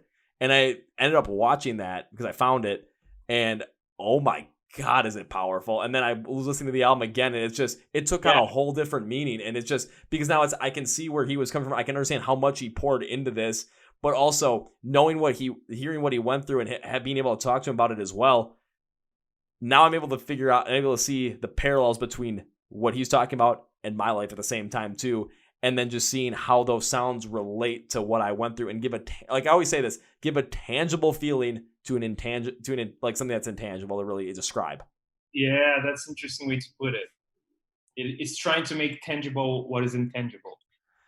Yeah, because I kept seeing a lot of comments on on the video for Popular Monster by Falling in Reverse. A lot of comments, people like we're trying to explain like what it feels like where we're at right now to some of our family members, and we can't. All of a sudden, the song came out, and they're like, "Yeah, we're just telling them listen to this song, and you'll understand." Yeah, yeah. That's the magic of music. It's a way to translate what it's just a feeling, you know, and I think it's crazy how this is for me like being like a songwriter. That's a crazy thing. Like you write something that is really personal to you and that means so much to you, like in a very deep level, and then you go to England and there is this girl there that comes to you and say, hey, this song, it really moves me, you know, and you're like, wow, that's crazy, man, you know, like it's it's interesting because it makes you think that there is something there that is beyond words, and just connect people. And I think music does that. I think music shines a light to that way of connection that is just, and it's so intimate, right? Like when you really like a song, it feels so intimate to you, right? It's something that only you know the feeling that it causes you, and you can even try to explain it, to express, but only you know the feelings. And it's crazy because sometimes someone else have this feels the same, and it's something that it's just beyond words. And when you write that song, it's even crazier because you're like, I get what you're saying, and I understand that it's a feeling that you can't even describe, because I felt the same when I wrote it. So yeah, it's pretty cool. And that's where the connection comes in, because it's you felt these things too, and I felt them, and you're perfectly describing them in a way that I can't. Yeah, That's where the real connection comes in. yeah, that's totally true. It helps, right? It helps you make sense of something that you're feeling and maybe you can't make sense. Yeah, it's really interesting. Yeah, I think a perfect example of that, it's where where a band put out a certain music, and it just all of a sudden over time it was just something that took basically people just listened to, and it just took a whole different meaning on, was the Linkin Park One More Light album. If you listen to songs like Heavy and then the titular song, it was, I remember at first that people just didn't like them. They're like, yeah, they're ballady and they're very prophetic and they're very just emotional, but it's not the Linkin Park sound we wanted. All of a sudden, unfortunately, what happened with Chester, people revisited that album, and all of a sudden it was just people were making the comparison of just seeing what was being said in those songs after all, and just making comparisons. So maybe stuff that they went through in life when they went through those dark times, and just it was something that went from like a album that people just really didn't care for because it just didn't have that classic Linkin Park sound, to something that was just, people, if you listen to it, people just get emotionally just distraught by it because they're able to understand and see and be able to have something that tangibly felt like something that they went through. And it's heavy, it's incredibly impactful when it comes to the emotion of it. Yeah, I never really stopped to listen to that album. I will do it. I would do that. I'll check it out. It's like the two songs, especially Heavy and One More Light, you listen to those two and it's just any with, especially with knowing what happened now, oh my god, it takes you to a different place emotionally. Yeah. It's crazy. Yeah. So he was already trying to communicate what was going on, right? Yeah, because the record came out in May of 2017, and he died 2 months later. Yeah. Well, probably he was suffering with it for years before even. Oh yeah, it ended up being documented that he was suffering for years, but it just never really came to, because it never really came to full, and he never really I'm not sure what it was. I don't want to speak too much on it because I don't know too much on it, but it was just from things I've seen, it was just there where it's like you could kind of, in retrospect, it's like we should have seen this, but we just never did, because at times the signs just never really are shown until the aftermath. What I think is the saddest of it, it's because usually when people are in this place that he was, in that place that he was, they think they are alone, and just the fact that you listen to that music, and you can, to that song, and you can relate to it, and you can go like, oh, okay, I get what's going on. That by itself already shows that if he had, and we're talking about Chester, but it could be like anyone else. Maybe if you just talk about what you're feeling, and sometimes all you need is someone that you can connect to, and for that person to turn to you and say, hey, I get what you're going on, I understand, it is legit, but trust me, it's fine, it's all okay, you know but people, they don't do that, and then they just like go inner and inner, and they feel alone, and they feel that loneliness, and it's so sad because maybe it's just a matter of talking, of getting in touch with the world outside. Yeah, and talking, and the thing is, it's a lot easier said than done when it comes to talking about this stuff, because again, I've been in that situation, and trying to talk about it it's hard, because at times it's like, when it comes to family, it's at times you might be the rock of your family, you might be just like the one piece that always like, oh, we don't have to worry about him, he's fine, he's always good, that kind of thing. Or it's just when you're talking with friends, because I kind of had to this too, where it's like, okay, I'm not doing very well, but my friends are having other problems as well. And because I was always the one helping them out, it was like, okay, I'm always helping them out as well. So my stuff kind of gets blown over in a way. So you do feel like you're alone. However, when you listen to, especially, I'm just bringing it back to music, when you listen to those songs, you listen to Have You Listen to One More Life by Linkin Park, you realize that you're not, like, other people are dealing with this stuff as well. You're not alone with this. But the other thing too is there are other people out there in your life that if they know what's going on, they will do whatever it takes to help you get through it. That's the key. It's that that if the people that are around you, the people that you can trust, are going to be the people that want to see you do the best. Are going to see the people that want, or be the people that want to see you, whatever is keeping you down, whatever demons you're battling, they want to help you defeat them. That's the thing. Yeah, totally. Yeah, but what you said is interesting too. Like, if you're always fine, and then people just think, oh, he's fine, he's okay, he's always fine, and then all of a sudden there is this pressure of needing to be fine, right? Mm-hmm. And but the problem is that is if you believe that you need to carry this weight, and that you are responsible for, because in a way when that happens, it's like, okay, I don't want to be a problem for them, so I just gonna handle whatever I gotta handle here, and I don't want, because they look at me as someone who is always fine. So I don't want to disappoint them and bring them the bad news that maybe I'm not always fine. But it's all in your head, because probably if you do, they would just go like, oh, what you need, what's going on, right? So it's that thing that we kind of feed this idea in ourselves that we need to be in a certain way, but that's just an idea, that's just a thought. Yeah, it's a thought, and it's also one thing too where it's hard to talk about this stuff. It's hard to try. It's for people. It's hard to be vulnerable. And I was just thinking about this because if we're talking about this, it's want to give also a solution to, like, okay, if it's really hard to talk about this stuff and you're afraid to talk about it, and if it's somewhere it's just you're not sure how people are going to react, or if you're not sure if you're going to articulate it right. But say you're listening to music and say there's certain songs that really describe and really give this certain emotion of how you're feeling. If you're having trouble trying to, like, explain to someone, have them listen to that song and have them just kind of like just try and understand it. Because if they listen to that song and all of a sudden they're going to start seeing things from, they're going to listen to it, they're going to really get in deep with the lyrics. They're going to try and figure out what it says and try and figure out how it feels. And they're going to connect the dots. And then all of a sudden what their focus is going to be on is say they have, like, oh, they're trying to talk to you about it, like, oh, my significant other and I, we're just kind of got into a fight or something, and like you're trying to talk to them and they're kind of like not just, like, fully into that. All of a sudden you show them that song, what's going to happen is all that's going to go out the window. What the main focus is going to be on is you're going through some stuff and we're here to help. Because because trust me, the people that are around you, they want to see you around than not see you around. I don't know how the best way to put it.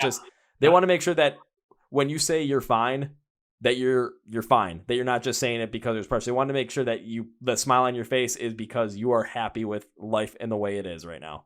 Yeah, but I think it's also a problem of the values of our society, that it's like we think that we need to be always fine, and we think that we need other people to look up to us, and in the end of the day, you don't have to be always fine, and maybe the way to true happiness is when you're able to go through the bad moments and face them and go through it, and learn from it, and actually realize it has always been fine. But you don't need to struggle through it, you don't need to pretend anything. And yeah, but we are in a society of like Instagram and this kind of shit, that really, it can really depress people because they look to fake realities, right? Yeah, and that's one other thing too. It's, you take a look at social media. There's a lot of people. You see the people that have like that perfect lifestyle. That's like, oh, I want to be like that. I want to be like that. Most of the time, that's not the case. Most of the time, they're showing you a completely false reality. Yeah. And even if it's not a false reality, just a small piece of their day, like very small, like seconds of their day. And yeah, and they, but again, and then it goes back to their belief that they need to show something to the world. Mm-hmm. So what they don't realize is that they are feeding the problem, right? So we just got to cut the problem off at the head and just Yeah. Everyone, it's okay to not be okay. I mean, Yeah. MCR put out the best. I'm not okay. I promise. It's Yeah, just like it's okay to not be okay, but always if you're feeling not okay, just I know it's hard. I know it is. Just figure out a way to work up to telling someone you trust what's going on. But you know what is crazy? When you say it's okay not to be, let's say you are in a bad moment, and if someone, and then you are able to say to someone, "I'm not okay," and just the fact that someone like hold you and go like, "It's okay not to be okay, man. What's going on?" Just that movement already makes you feel better, even if it doesn't fix the solution. But just the allowing, the acceptance, and the embracing of you not being okay, just that alone, it's already helpful. The problem is that when you're in your mind thinking you were supposed to be okay, and that makes everything worse because you're not okay. And I was supposed to be okay, but I'm not okay. So it's like a loop, that feeds the whole shit that's going on. Exactly. It's something that you just that's the perfect starting point to if you're trying to like just feel free, be open to someone, because if you tell them that you're not okay, they'll tell you it's okay to not be okay, and they're going to try and help you out through it. Just that simple start that can lead to so many great things. Yeah, absolutely. Maybe just allowing the whatever is happening to happen, allowing whatever the bad feeling that is there, not resisted. There's a very good saying that is, what you resist persists. Especially when we're talking about feelings and ideas. We go back to meditation because part of meditation is like, don't resist any thought, don't follow any thought, just be here now. Just be what you are, and just stay there for a while. And it's about not resisting the bad ideas and the bad thoughts and the anxieties, but at the same time not engaging with them, because there is this moment when you can just not engage with the bad thoughts. Yeah, and I'm going to wrap it up with this because there's a song that just popped in my head when you brought that up too, and it's from Falling in Reverse, actually, the song Chemical Prisoner, because I've listened to it a good amount. In the second verse, there's a line, there's two wolves battling inside right now, one good, the other one is evil. If you're wondering which wolf inside will succeed, it's simple, it's the one that you feed. So if it's somewhere you're not okay, and that, like, say that bad wolf is the evil wolf is winning with inside you, the best way to defeat that is to try and find a way to feed the good wolf. And that's just, if you start by you can find someone that you're not okay, that initial start is going to end up focusing your attention more towards the positive, because someone's going to be there to listen to you, to help you out, and just basically just kind of get you started on the healing track in a way. Yeah, look, that was exactly what you did. You fed the good wolf when you did all that you went through in 2017. You fed the good wolf. That's okay. This song has new meaning to me right now. Holy shit! I was not expecting that on the podcast today, but goddamn, Theo, that worked. You see? Yeah, cool, man. Yeah, and Theo, we've done about an hour and 42 already, and I got to make sure I'm ready for my next one because I haven't eaten all since I started like my crazy podcast days, and I mean, like we started out with this earlier, it was something we're going to start out. We'll see what happens, and your fun fact about meditating led into a whole entire conversation about a mix between psychology and music. I mean, we went so deep into this. This was incredible. We could do another one, like focus on that. Music and psychology and meditation and transcending the whole shit. I mean, do you want to do another one sometime soon? We can just focus on that. Yeah, let's. I'm down. Let's do it. We start from the beginning. We could do that'd be like a 3-hour episode. Probably. Maybe we'd have to be like part 2 and 3. I'd be totally down for that because this was intense. I might have to start meditating too, so that I can bring some more of that to the table. If you do, check it out. There is this guy on YouTube. His name's Mooji, Mooji. Make sure I don't. Mooji, Mooji. Got it. And if you put Mooji guided meditation on YouTube, you're gonna have like 10 minutes, 15 minutes, 40 minutes, an hour. Like you have a bunch. So just try that. I'll have to give it a shot. Cool. Oh man, yikes! I'm gonna have to try that, and then So how about this? Because I'm not sure when everything will start happening, but how about maybe towards the later this year, like towards the end of this year or beginning of next year, we jump back on the podcast and we just talk all that music psychology stuff, and we really even go further deep into it than we did today. I'm down. Let's go down the rabbit hole. Alrighty, awesome. I will make sure to stay in contact with you, probably more personally on this one than just going through good old Timmy. For sure, let's do it. So pretty much after this, we'll talk about that. So once we get off this, so before we send you off on your merry way for the rest of the evening, I would say, because it's later by you. Any last things you want to say before we sign off? Yeah, just that we are releasing 2 more EPs this year. Actually, we're supposed to release the full album, but what we decided to do because of the COVID, we just sliced in 3 EPs, and we are releasing another one in November and another one in March next year. The whole thing was recorded at 606 Studio, the Foo Fighters headquarters in LA. And just check it out. Look for it. We are super happy with the results, and we can't wait to tour the US. Awesome. Can't wait to see you guys over here in the US so that so I can see you live, and then we just enjoy the hell out of that show. For everyone listening, when it comes to finding stuff for Ego Kill Talent, whether it's socials, where to stream their music, where their website is, where to buy their merch, look at the description of the YouTube video or the description of the podcast on Spotify Podcasts, Google Play, iHeartRadio, because all the links are going to be there. It's a one-stop shop, so you guys don't have any excuse to not follow Ego Kill Talent, because, come on. After this, I mean, you listen to the music, you're going to feel that way, especially listening to some of the songs. You're going to be able to relate to some of these, trust me. Like The Call, ooh, good song right there. Thank you, man. Thank you. You're welcome. And check it out.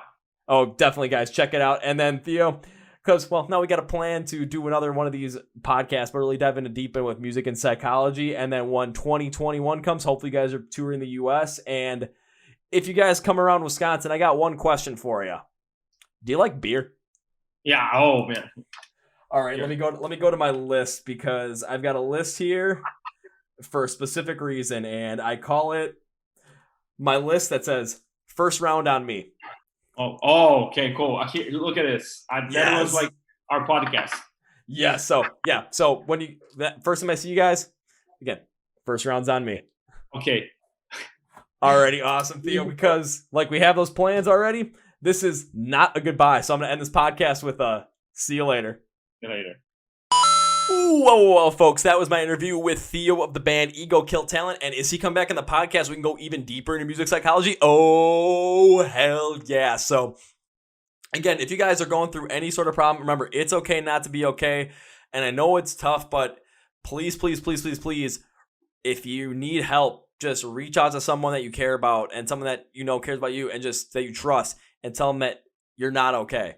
Because that person's going to say it's okay not to be okay, and will do whatever they can to help you be okay. And it's a good feeling, guys. Trust us. And I hope you guys like this, because I'm definitely bringing Theo back on so we can go even deeper into this kind of a concept.